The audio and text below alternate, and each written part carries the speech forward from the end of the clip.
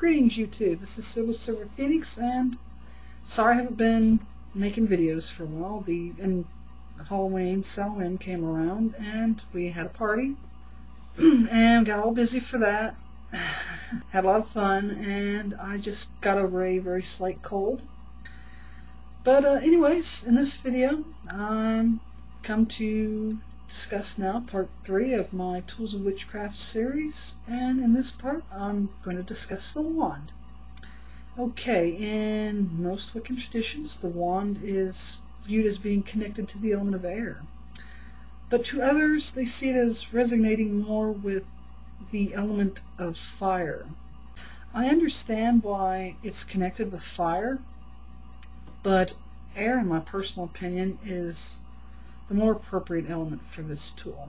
And my reasonings behind this are primarily that the trees, their whole life, are surrounded by air. That's all they have. They take in the carbon dioxide and they break it up and they release the oxygen back into the atmosphere, thus refreshing air.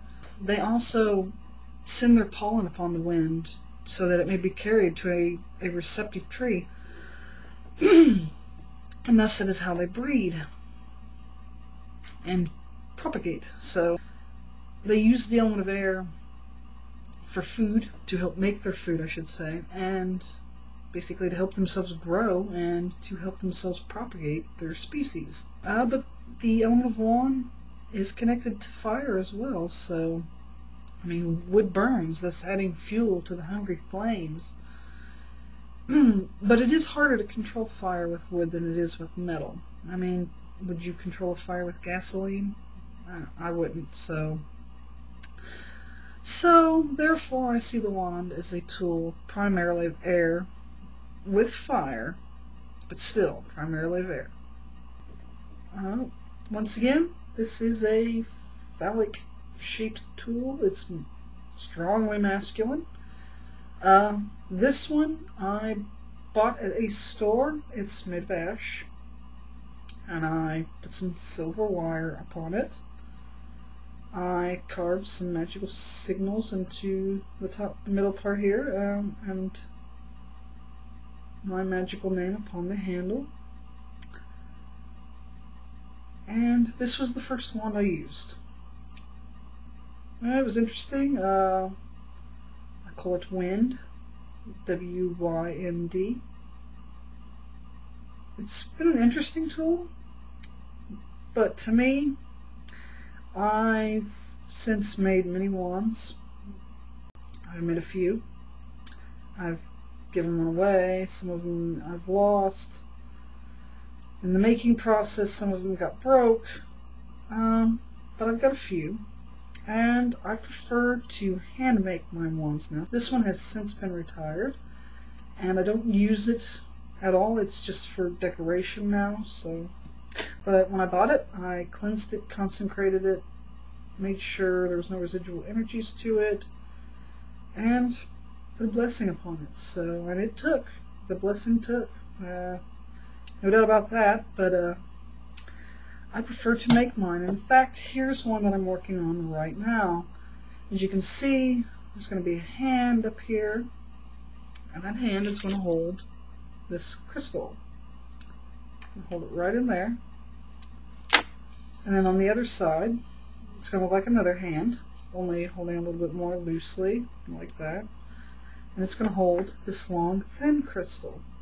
Now, what I plan to do with this is I could put the thin crystal in and then be able to take it out, not with too much ease, but with ease enough that I could get it out, and then be able to put a piece of chalk in here. And I could take this and use it to write on the wall, or draw my circle out on the ground, or whatever. If I'm going to draw my circle out on a dirt surface, I would use the crystal. If I was going to do it on a concrete surface or hardwood floor surface, I would use a piece of chalk. And even for writing magical symbols above the doorways, alongside the doorways, there's all sorts of applications. But this is made of maple. I'm not done yet. When I get done carving it, I'm going to oil it with olive oil. which will be blessed in the name of Athena, one of my patron goddesses. I'm going to put some herbs in it. I haven't thought about what herbs are going to go into it just yet, but I'm going to wait and let my carving process get done. It'll take me about another couple of weeks. I started on it here not too long ago, but in the end I'm going to have some wires inlaid into it, some burning work done. It'll take me a couple weeks, but I should have it ready to go, and when I load it, this will be the side that gets loaded. I'm going to make a little deeper compartment in there so I can load it up good and proper. Yes, it is really long. This one is a long one. It's about 3 feet long, and I could almost use it as a small cane, but I won't. It's for longevity, generosity, sharing, all that good stuff. And can't wait to be done with it. So, yes, masculine tool, obviously.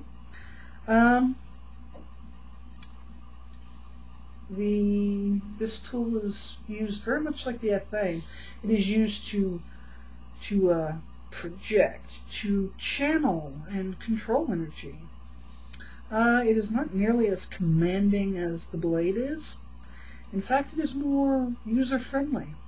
And this can become a witch's most favorite and most powerful tool. So it all depends. Right now, my theme is, I would say, more powerful than any of my wands. Once I get my oak one done, then yeah, that'll be my primary tool. That'll go right with my thing, and they will be equal. So this can be a very powerful tool. Respect it. If you're going to gather it from a live tree, I know this is going to sound a little weird, but you know, commune with the tree, meditate under it. Give it water, give it fertilizer, ask it for a branch, you know. One of the lessons of the wand is to channel and redirect energy, thought, emotion, motion, etc., toward a desired goal. If your goal is to find an answer, then channel the question through your mind and see where it goes. You may be surprised as to what pops up. Should a fear arise, do not block it or halt it, but question it. Examine it to see what its root is, then unmask it and deal with it as needed. Sometimes a fear may be that which is what's keeping you going. Sometimes it's what's holding you back, so deal with it appropriately. The wand is a very handy tool and serves many tasks.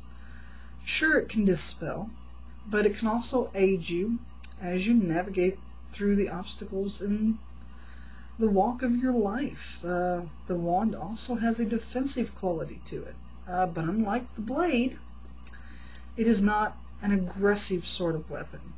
It's a little bit more passive. Just as you move or navigate around obstacles, you can block and navigate through attacks. The wand can teach us more about defense than the blade. Channeling, travel, defense, these are but a few of the many lessons of the wand.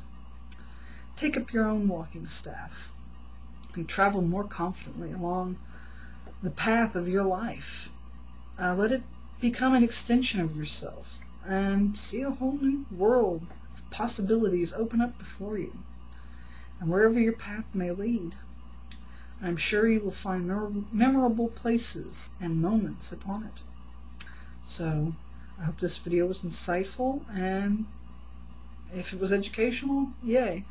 If you got something out of it, great, that's awesome, you know. Hey, if this isn't your cup of tea, then you need to look elsewhere. So take it or leave it.